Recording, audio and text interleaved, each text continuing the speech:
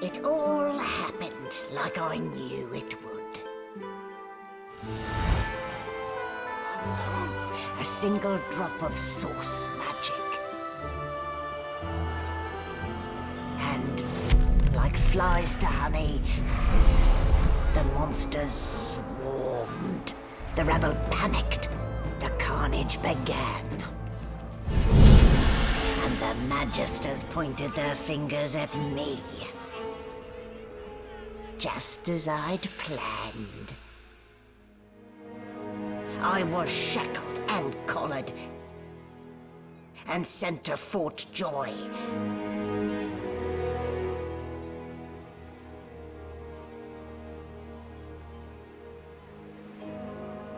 I'd come here to kill Godwoken. But instead, I became part of their story.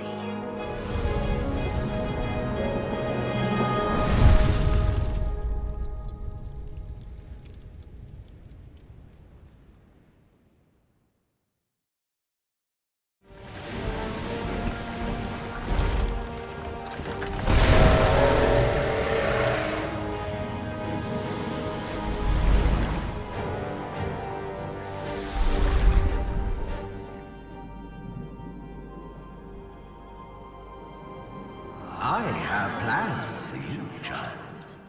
Rise.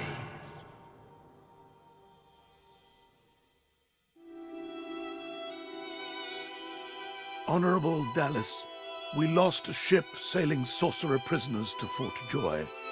We assume some escaped and broke their collars.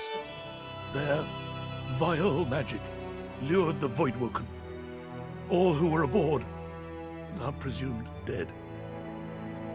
Yours faithfully into eternity, High Judge Oriven.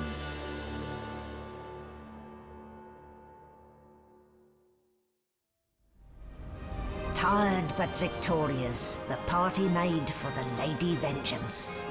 The horrors of Fort Joy behind them. They arrived as sorcerers. They left as Godwoken. The fate of this godforsaken world now rested on their shoulders. Or at least, on the shoulders of one of them.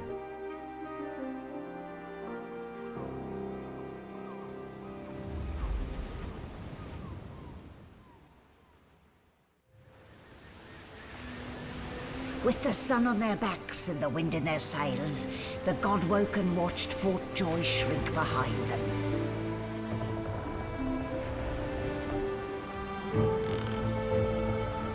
But their capture of the Lady Vengeance had not gone unnoticed.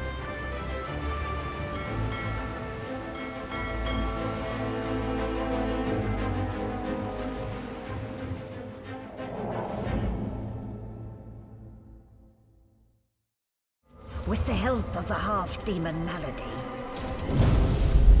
the Godwoken escaped through the veil that separates life from death.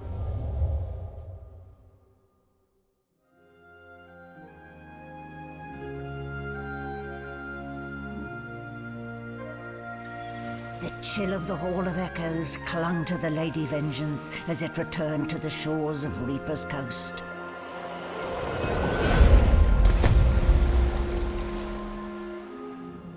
The Godwoken were alive, but what of the gods?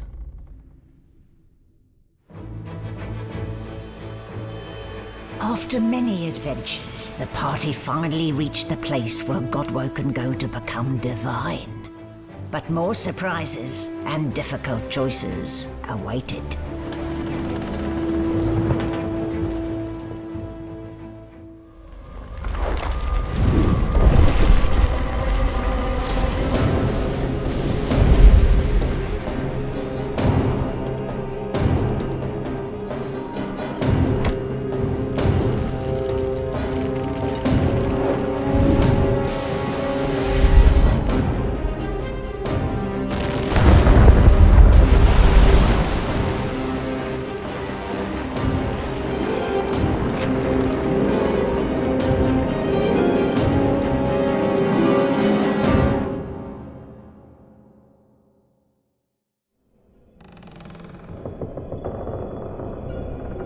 After the briefest moment of respite, Malady brought the Godwoken to Arx to recover the divine powers Dallas had snatched away. But the half-demon secret was taking its toll on her. Lucian! Fools! The bastard's going to ruin everything! Brace! Brace! Brace!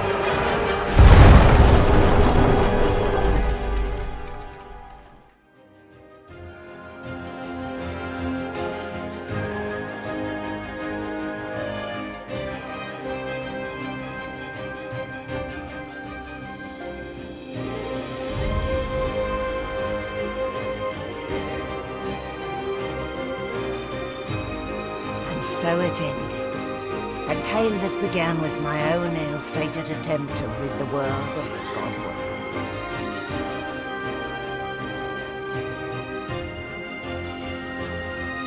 A new divine rose, a true heir to the Seven, more powerful than ever, and united Rivellon in its battle against the Void.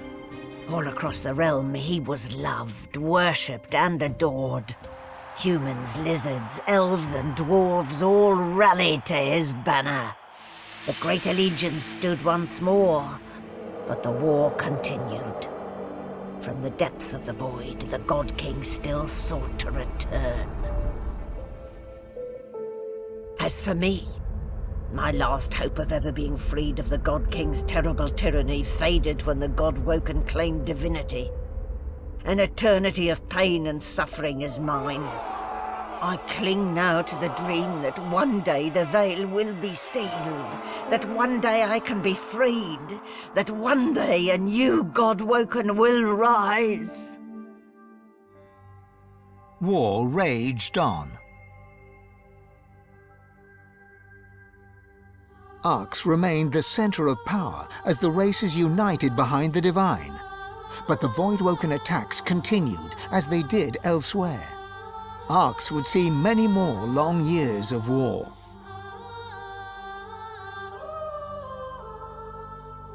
The ancient empire of lizards became one of the pillars of the new Divine Alliance.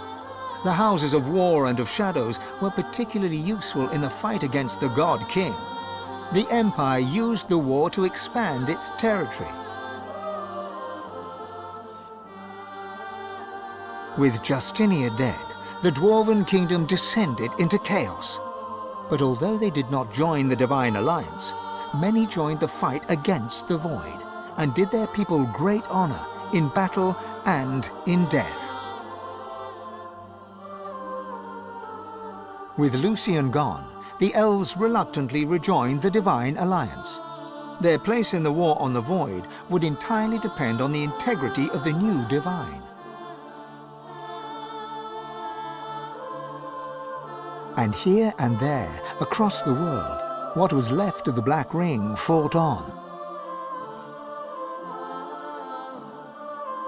The island of Fort Joy remained a sorcerer's paradise, a place of exile for those whose sorcery threatened to bring in the Void. For their well-being, its residents depended entirely on the benevolence of the new Divine.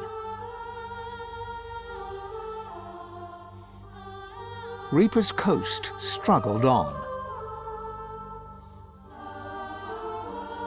The farms and the fisheries fought to feed the people against the Voidwoken blight.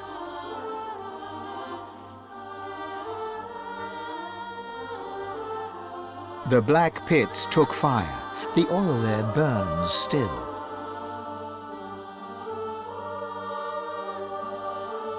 Driftwood teetered on the edge of starvation until the night the Voidwoken came from the sea. All were killed. This did, however, put an end to the famine. The nameless isle had vanished. Although only open water remained, by instinct ships would steer clear. None of the captains could articulate why. Arx battled on.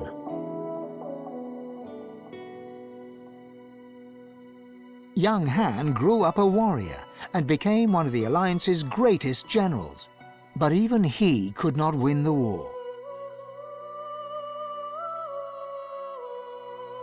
Almira and Mihaili settled in an abandoned homestead. The locals liked and respected Almira. She never wanted for help, and deals always fell to her favor. Outsiders were often suspicious, but no local would speak against her. With a new divine at the helm, Malady had a powerful ally, but she was in no hurry to call in her favor.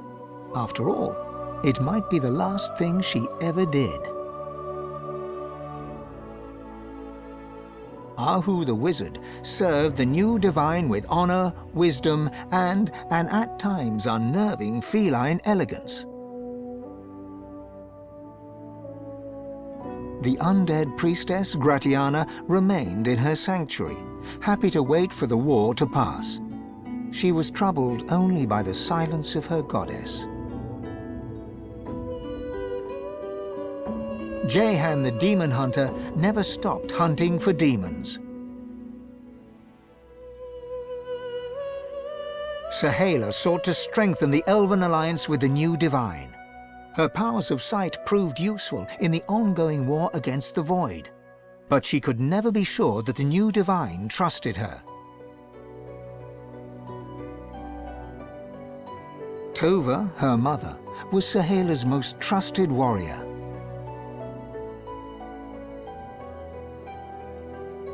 And then there was you.